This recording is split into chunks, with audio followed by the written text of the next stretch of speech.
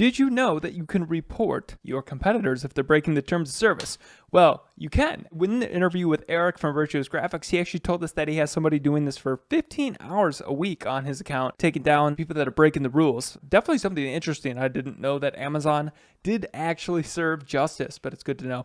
So the cool thing about this is, so he said about 1/3 of the time, you actually get it taken down. And essentially he'll set a calendar reminder. Then the ones that don't get taken down, he'll report it again. And what you can do then is you can essentially find out the soft and the hard rules of Amazon and see, okay, what do they actually enforce versus what do they say? Now, you might be able to go ahead and do something if it's not getting taken down, but just understand that is a risk, and there might be another reason why they're not taking it down. So just a good way to get rid of something that's really scammy or manipulative or unfair, and then also know where you might want to take a risk. But, as always, be careful. So I'll show you guys how we do that right now.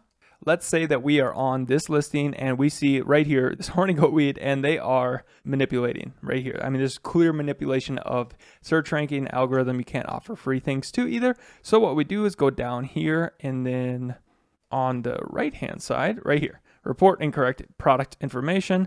Then what you could do, which part of the page, we could say, whatever part is incorrect. So images, just say are offering free products and manipulating the search algorithm search rankings. Try to use exact wordage from Amazon that's in the term of service. It is against the rules to manipulate search rankings by telling customers to purchase through a specific keyword and giving them a discount or whatever. Yeah. What the issue here would be then other. All right. And that's it. So that was in the Virtuous Graphics interview. So if you want to learn more about that and some other great stuff, go ahead and watch those. If not, here's how you do it.